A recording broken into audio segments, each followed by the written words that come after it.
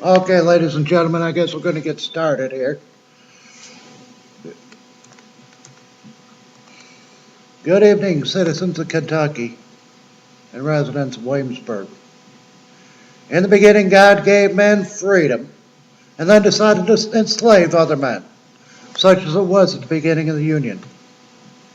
Finding the government under King George becoming increasingly intolerable and pursued to establish a more perfect union, we established the United States. The United States of America. We have declared our independence from taxation without representation. We have declared our contempt of excessive taxation and demand representation through divine providence. We shall achieve our goal by faith. We are blessed with this rich land. Through the will of God, and in keeping in mind that the Almighty is the true sovereign, we lean to divine providence and seek His will of freedom and liberty. We also recognize God gives His sovereignty to His people and given us a free will to do as we please. The Creator has made His intentions known. He wants us to take pleasure in giving Him loving praise, for He loves us, but He commands us to choose. The right to choose our path is the liberty of freedom. Again, the workers of evil seek to enslave us to themselves, so they can do to us as they please. With this sovereignty, people assemble themselves a government. We then, in turn, willingly give of our power to the government in order to receive representation through the world. We, the people, assemble ourselves into cities and states, and the states come together to form the Union. The giving up of some power and sovereignty is a necessary evil for orderly men to conduct themselves lawfully and ethically, and to compel others to do the same. The workers of iniquity compel us to do their will. This must stop here and now. Government itself is at best a necessary evil, at worst an intolerable one. We currently have a most intolerable government. Be not deceived, God is not mocked. Those who seek to enslave us are powerful, but they can be stopped. The bondage they seek to place upon us does not have to come to pass.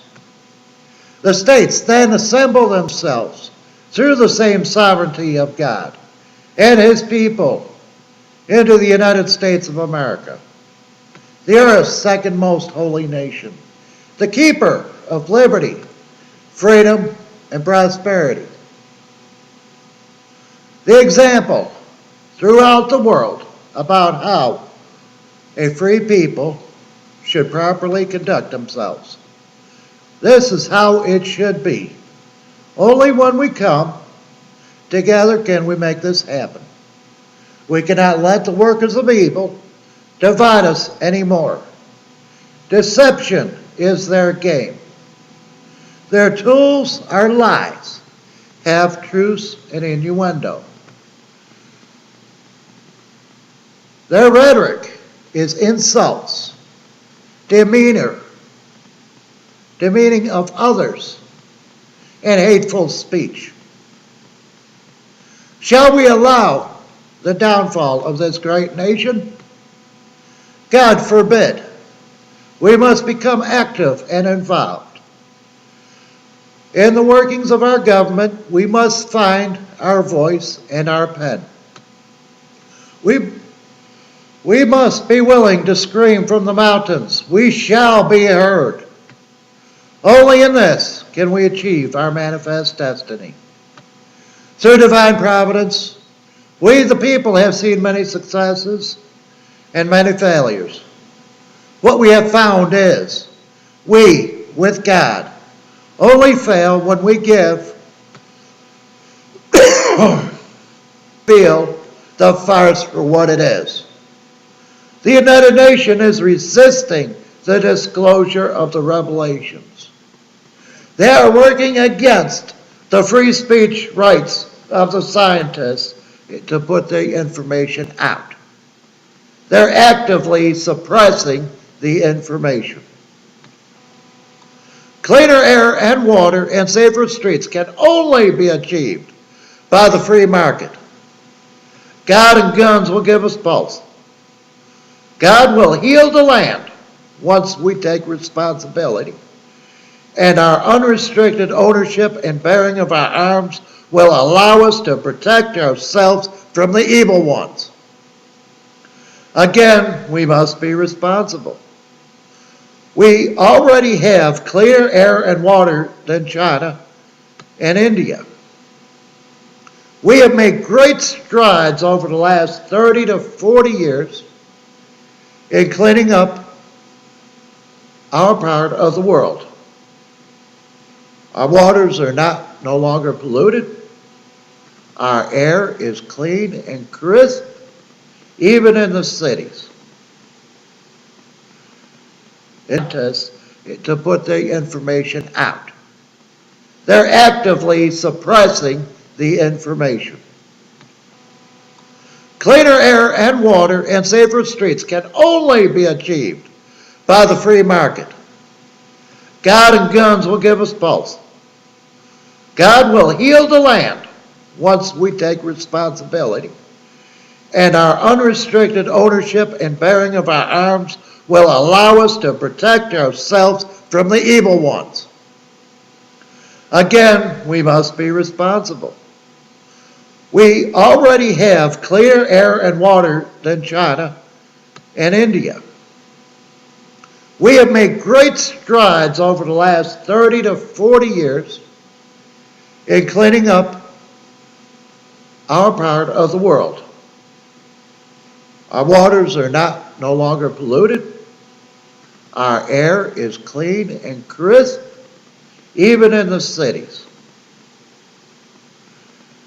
Industry has moved out of the country, and what industry that is left here has cleaned up their emissions to the point where most of the time the air coming out is cleaner than the air going in. We must bring our industry home, not through legislation, but through economic incentive. A vibrant manufacturing base shall provide jobs, security, and prosperity for all the people. The time of racial discrimination has come to an end. The president threatens to bring in racial discrimination again. We must reform our tax laws to be competitive in the world market. We must make other nations pay for the privilege of doing business here. We must make them pay because they want to. We cannot legislate the economy any more than we can legislate morality. Legislation can only hurt the economy and put the people into bondage. We must, as God has, codify only acceptable and legal behavior and leave morality to the people. Only liberty through the repeal of law can be legislated. Only by strict adherence to the Constitution shall we keep our freedom. The enemies of liberty have chased away our industrial base. They have made us afraid of ourselves.